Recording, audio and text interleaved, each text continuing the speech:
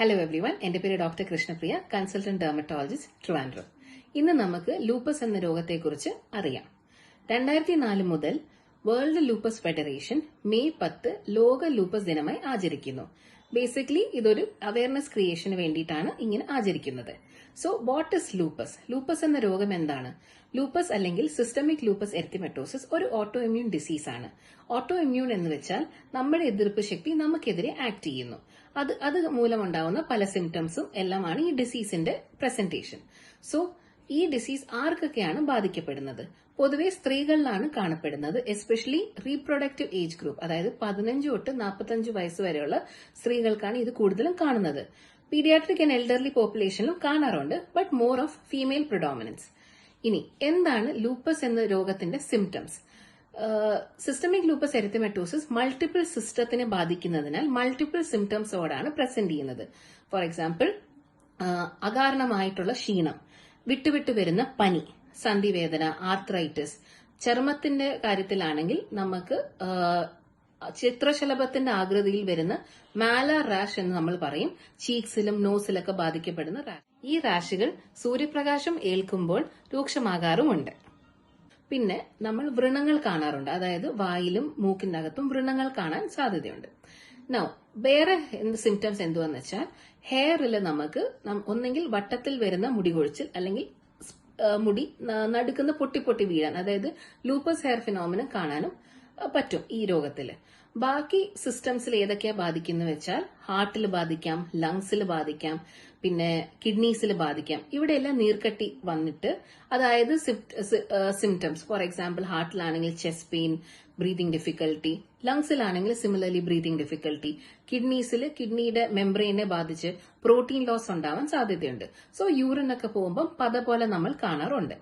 Now വേറെ systems ഏതൊക്കെയാന്ന് വെച്ചാൽ, കണ്ണിൽ ബാധിക്കാം, മസിൽസിനെ ബാധിക്കാം, ബ്രെയിനിൽ ബാധിക്കാം, സീഷേഴ്സ്, മൂഡ് ഡിസ്റ്റർബൻസസ് എല്ലാം കാണാൻ സാധ്യതയുണ്ട്. നൗ വേറെ ബ്ലഡിലാണെങ്കിൽ നമുക്ക് കാണാൻ പറ്റും RBCs, WBC, പ്ലേറ്റ്ലെറ്റ്സ് എല്ലാം ബാധിക്കപ്പെടാറുണ്ട്. ഇനി ഇത് എങ്ങനെ ഡയഗ്നോസ് ചെയ്യും? ഇതിന്റെ ഡയഗ്നോസിസ് ഞാൻ ഈ പറഞ്ഞ പോലെ ക്ലിനിക്കൽ പ്രസന്റേഷനും പർട്ടിക്കുലർ ആയിട്ടുള്ള റുട്ടീൻ ബ്ലഡ് ടെസ്റ്റും പിന്നെ ഗോൾഡ് സ്റ്റാൻഡേർഡ് ആയിട്ട് നമുക്ക് കുറച്ച് ബ്ലഡ് ടെസ്റ്റുകളുണ്ട്. ഇതെല്ലാം വെച്ചാണ് നമ്മൾ സിസ്റ്റമിക് ലൂപ്പസ് എറിത്തിമെറ്റോസിസ് ഡയഗ്നോസ് ചെയ്യുന്നത്. സിംറ്റംസ് എന്ന് പറയുന്നത് ഈ മാലാർ റാഷ്, അലോപീഷ്യ, പിന്നെ ഈ ലൂപ്പസ് ഹെയർ, ഇതൊക്കെ കാണുമ്പോൾ നമുക്ക് ഒരു ഏകദേശം സിസ്റ്റമിക് ലൂപ്പസ് എറിത്തിമെറ്റോസിസിന്റെ ഒരു ഹിന്റ് തരാൻ സാധ്യതയുണ്ട്. അതേപോലെ തന്നെ ബ്ലഡ് പാരാമീറ്റേഴ്സ്, അതായത് നമുക്ക് ത്രോംബോസൈറ്റോപീനിയ, പിന്നെ ഹീമോലൈറ്റിക് അനീമിയ, അതേപോലെ ഗോൾഡ് സ്റ്റാൻഡേർഡ് ആയിട്ടുള്ള ആന്റി ന്യൂക്ലിയർ ആന്റിബോഡീസ്. കാരണം ഞാൻ നേരത്തെ പറഞ്ഞല്ലോ ഇതൊരു ഓട്ടോ ഇമ്മ്യൂൺ ഡിസീസ് ആണെന്ന്. അപ്പോൾ ഓട്ടോ ഇമ്മ്യൂൺ ഡിസീസ് ആകുമ്പോൾ നമ്മുടെ ബോഡിയിൽ എതിർപ്പ് ശക്തി ക്രിയേറ്റ് ചെയ്യുന്ന ആന്റിബോഡീസിനെ നമ്മൾ ലാബ് ടെസ്റ്റിംഗ് കൂടെ കണ്ടുപിടിക്കുന്നു. ഒന്നെങ്കിൽ നമുക്ക് ആന്റി ന്യൂക്ലിയർ ആന്റിബോഡി കണ്ടുപിടിക്കാം, ആന്റി ഫോസ്ഫോലിപ്പിഡ് ആന്റിബോഡി കണ്ടുപിടിക്കാം, ആന്റി സെൻട്രോമിയർ ആന്റിബോഡി കണ്ടുപിടിക്കാം. അങ്ങനെ പലതരം ആന്റിബോഡീസ് ആൻഡ് ഇതിന് സ്പെസിഫിക് ആയിട്ട് ടെസ്റ്റുകളുണ്ട്. ഈ ടെസ്റ്റുകളെല്ലാം കൂടി നമുക്ക് ലൂപ്പസ് ഡയഗ്നോസ് ചെയ്യാൻ സാധിക്കും. നൗ ലൂപ്പസ് ഡയഗ്നോസ് ചെയ്ത് എന്തുകൊണ്ടാണ് ഇത് ഇമ്പോർട്ടന്റ് എന്ന് വെച്ചാൽ, the more early you diagnose, the more better outcome you will get. അതായത് നേരത്തെ ചികിത്സ തേടിയാൽ നേരത്തെ നമുക്ക് ഇതിന്റെ രോഗത്തിന് നല്ല രീതിയിൽ കൺട്രോളിൽ കൊണ്ടുവരാൻ സാധിക്കും. നൗ വൺസ് ഡയഗ്നോസ് ചെയ്ത ട്രീറ്റ്മെന്റ് ഓപ്ഷൻസ് എന്തൊക്കെയാണ്? ട്രീറ്റ്മെന്റ് ഓപ്ഷൻസ് എന്ന് പറയുന്നത് നമുക്ക് മോസ്റ്റ് കോമൺലി ആന്റി മലേറിയസ്, അതായത് HCGs നമ്മൾ കൊടുക്കും, ഹൈഡ്രോക്സിക്ലോറോക്വിൻ നമ്മൾ കൊടുക്കും, അതേപോലെ ആന്റി മെറ്റബോളൈറ്റ്സ് കൊടുക്കും, നമ്മൾ സൈക്ലോഫോസ്ഫോമൈഡ് കൊടുക്കാം, നമുക്ക് MMF കൊടുക്കാം, സ്റ്റീറോയിഡ്സ് നമ്മൾ കൊടുക്കും. അത് ഓരോരോ സിംറ്റംസ് ആൻഡ് ഓരോരോ ക്ലിനിക്കൽ പ്രസന്റേഷൻ അനുസരിച്ചാണ് നമ്മൾ ട്രീറ്റ്മെന്റ് പ്രോട്ടോകോൾ പ്ലാൻ ചെയ്യുന്നത്.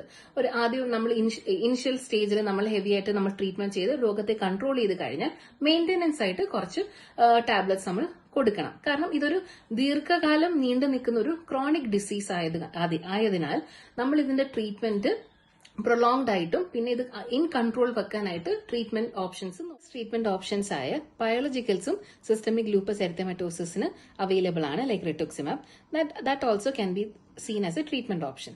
നൗ നേരത്തെ പറഞ്ഞല്ലോ റീപ്രൊഡക്റ്റീവ് ഏജ് ഗ്രൂപ്പിനാണ് ഇത് കൂടുതലും കാണുന്നത്. So will it affect pregnancy? Usually pregnancy outcomes are always better. Disease activity well under control ആവുന്ന സമയത്താണ് നമ്മൾ സജസ്റ്റ് ചെയ്യാറുള്ളത്, like A planned pregnancy. So usually ഇതിന്റെ ഔട്ട്കമ്മിൽ ബാധിക്കാറില്ല. സോ തല തൊട്ട് കാല് വരെ ബാധിക്കുന്ന ഒരു രോഗമാണ് സിസ്റ്റമിക് ലൂപ്പസ് എറിത്തിമെറ്റോസിസ്. സിംറ്റംസ് മനസ്സിലാക്കുകയും സിംറ്റംസിന് മനസ്സിലാക്കി അതിന്റെ പ്രോപ്പർ ആയിട്ടുള്ള ഒരു ക്വാളിഫൈഡ് ഡോക്ടറിനെ കാണുകയും അതിനെ ഡയഗ്നോസ് ചെയ്ത് ട്രീറ്റ്മെന്റ് നേടുകയാണെങ്കിൽ നമുക്ക് ഈ ലൂപ്പസ് എന്ന് പറയുന്ന അസുഖത്തെ വെൽ അണ്ടർ കൺട്രോളിൽ കൊണ്ടുവരാൻ സാധിക്കും.